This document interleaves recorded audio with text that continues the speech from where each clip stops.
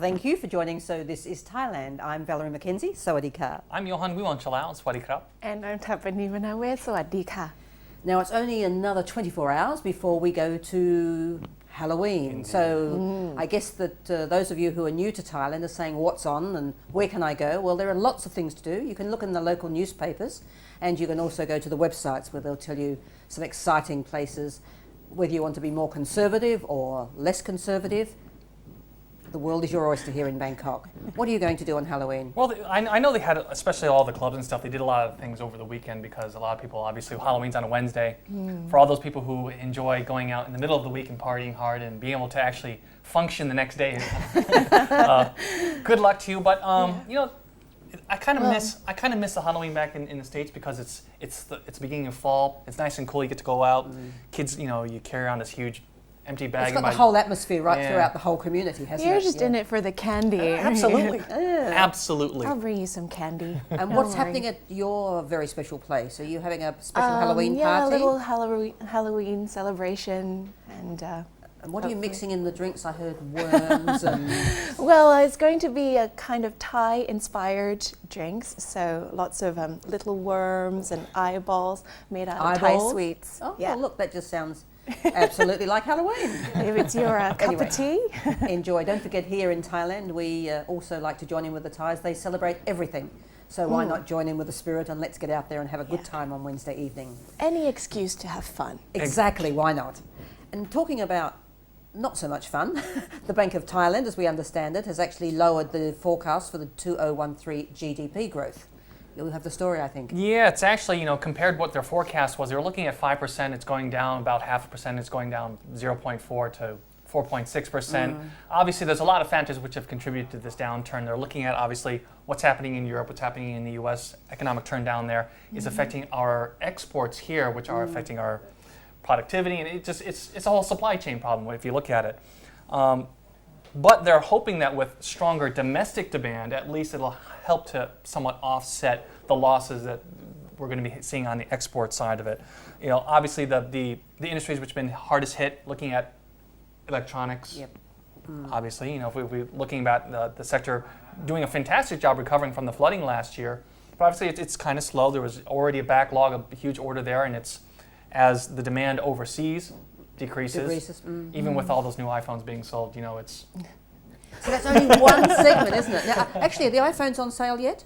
Not in Thailand. No, not in Thailand. I understand it's the 1st of December. 2nd of November, actually. Oh, okay. I'm only a month out. Yeah, new prices being announced all across the board. Yep. Wow. This upcoming weekend. Yeah, exactly. Oh, well.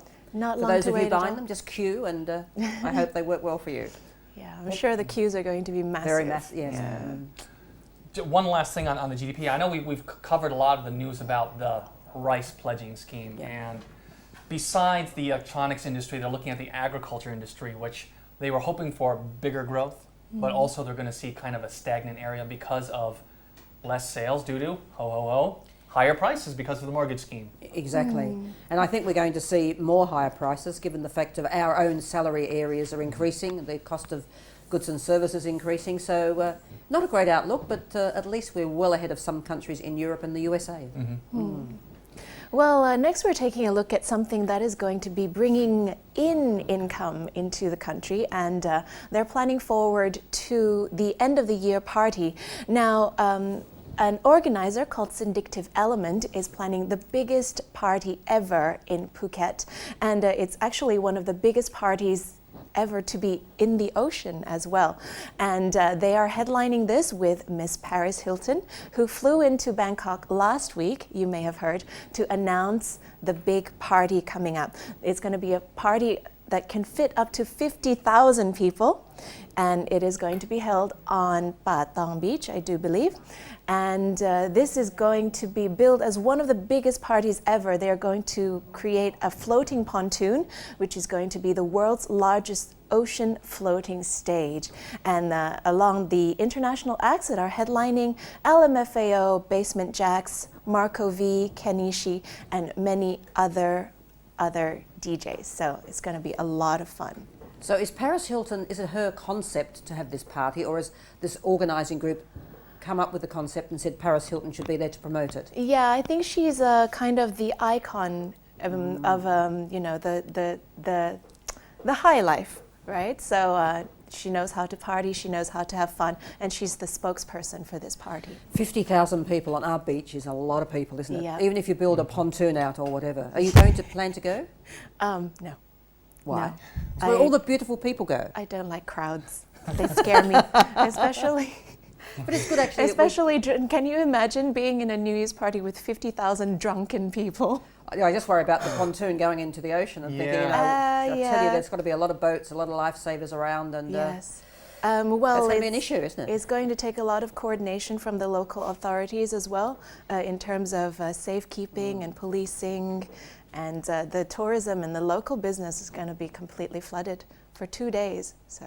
Well, it's going to be great to promote Thailand leading up to it and during the event. Let's hope we can manage it well so that if it's that good, it'll become a yearly event and we'll get more and more of the quality tourists here to Thailand.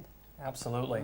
We're looking at other things which will be coming up very soon in the future. We're looking at the Dawei Deep Sea Port Project and a meeting which is actually going to take place ahead of the ASEAN meeting, which is scheduled to take later in November in Cambodia. Now, our very own Prime Minister is looking to be able to speak with some of her counterparts in Myanmar as well to kind of set the stage, as it were, define the subcommittees who will look after all the different aspects which will be affected by this deep sea port. We're looking at, obviously, transportation at the very top of that, but also things about the economic development in those regions, being able to implement the infrastructure of the roading system. Now, we know that Italian Thai actually got the contract from Myanmar to be able to connect Dawei into Thailand as well, but they're looking to have some support there, hopefully from the government. You know, there's so much opportunity here. It's a huge project and one that is going to involve a lot of different agencies, a lot of different committees, and hopefully won't be bogged down by the bureaucracy of it and be completed, and we'll actually see some economic gain because to have a deep sea port so close to Thailand here to help offset some of our own congestion here would be absolutely wonderful.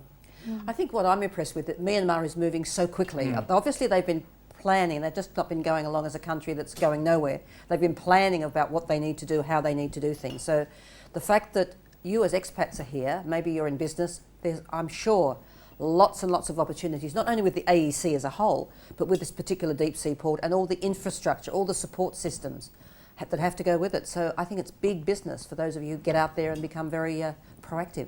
Well, you know, they've really been working on this. You know, when they had the United Nations Assembly some time ago, our Prime Minister Yingluck already had kind of some sideline meetings just to kind of get the ball rolling, which is great to see that they're actually having a lot of meetings, which hopefully means there'll be a lot of results coming out of Yeah, this. there's kind of a lot of momentum going behind this project from the buzz that's being generated and how people are talking about it. So That's also a step in the right direction because beyond Myanmar, of course, we have India and Bangladesh, and the plan is, of course, to take the road system through as well. So deep sea port first. If you get in at the beginning, then you'll have a chance to also do some business, I think, with the road structure routes that are going right through all the way to India, Bangladesh. Who knows, maybe if the roads are good enough, we'll actually have the F1 racing, which is scheduled to be here in Thailand, extended across the border into Myanmar. But is it really going to happen here? They plan it. It is on the docket. But where? In Bangkok. In They they haven't actually set the actual area yet, but we will wait. set for 2014, very exciting. Wow, it's Not not long too away, long 2 to wait. years. Yeah. It's a great event anyway.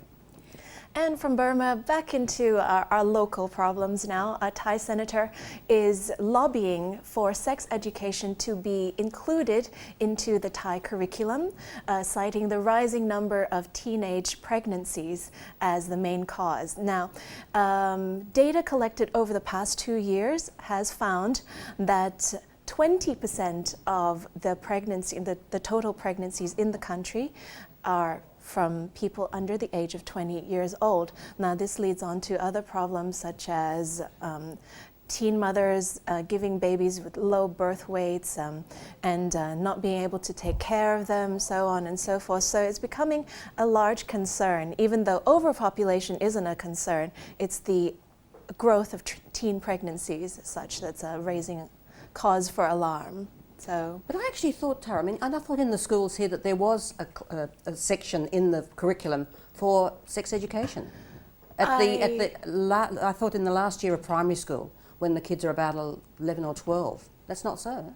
They do, but it's not as comprehensive as it should, Okay. and it's not actually done at every school, which is a major problem here. And actually, if you look at the age group, they really should be reinforcing that with some additional classes once they get into Yeah. those promiscuous, those Yeah. years, whether it's in middle school or in high school as well. And actually, there's some organizations here, that have been really pushing to encourage not only education, but they're, handing out free condoms within schools, and you get a lot of blowback from it. Parents saying, Yeah. well, if you hand out condoms, you're going to encourage them to do it. They're already doing it, obviously, according to the statistics. You may recall we did a story, I don't know whether you did it, Johan, or you covered it a few weeks ago, Tara, where we talked about that a number of the schools here where their students were becoming pregnant, they actually had set up a little baby care centre at the school so that the kids could see their child during the day, and the father, whoever that was, if they actually announced who they were, would also come to this area. So it's interesting because do you do that, or do you try to keep them away from the schools? And I mean, it's a very difficult Well, balance, I believe. I think the problem now is that sex education is available, but it's not compulsory. And also, when schools try to introduce it, the parents don't like it because, as you mentioned before, Johan, that they're arguing that it would encourage kids to want to experiment and so on. And also, the teachers who are teaching it are quite shy about it because it's a taboo subject. So it's kind of hard to do that in Thailand. But I guess they do it, I mean, around the world, I mean, various countries, they have these sex education lessons, even if it's the Ministry of, maybe not the Ministry of Health, but somebody who comes in to actually, as the expert, to talk rather than the teacher. Because I think it is sometimes difficult for the teachers, and they don't always have all the answers, as we all don't, to all the questions. So bring in the experts, and there could be some improved figures on those that are not becoming pregnant. Well, just talking, real briefly about the fact that, a lot of parents object to it because they think it's going to encourage bad behavior. With that type of logic, it's kind of a slippery slope. Then that means if you're talking about good health, if you're talking about, getting sick, or, that's going to encourage you to get sick. So it's old-fashioned thinking. Sure Obviously, is. it's not addressing the root of the problem. And actually, what the parents should be doing, if they're scared or think it's inappropriate for the school, they should be telling the kids when they're home. Exactly. A little knowledge is a dangerous thing too, so if you give them a little bit of information, they want to try out for themselves. So some interesting stories this morning, and of course there'll be more tomorrow from our Talk of the Town. But of course, after the break, Johan will be out on the road, as he absolutely loves doing, and he'll be talking about coins. Or is he talking about coins? Well, actually, we've had this guest on. It's Kun Ranachai. Okay. He's a Farang who is actually from the U.S. and is actually now a Thai citizen. Has changed his name to Kun Ranachai. We covered his coin. I might say it's more than a collection. It's his entire history. He's written a book on it. Very well knowledgeable. But he also has a very, very interesting history. Not only of the coins, but of being here in Thailand, how he got here, what's his whole take on living in Thailand and watching things change throughout the years. So He's a lawyer by profession, and he's really terribly knowledgeable, isn't he? yes, he is. So stay tuned, because he's a gentleman you'd love to get to know more. We'll be back after the break.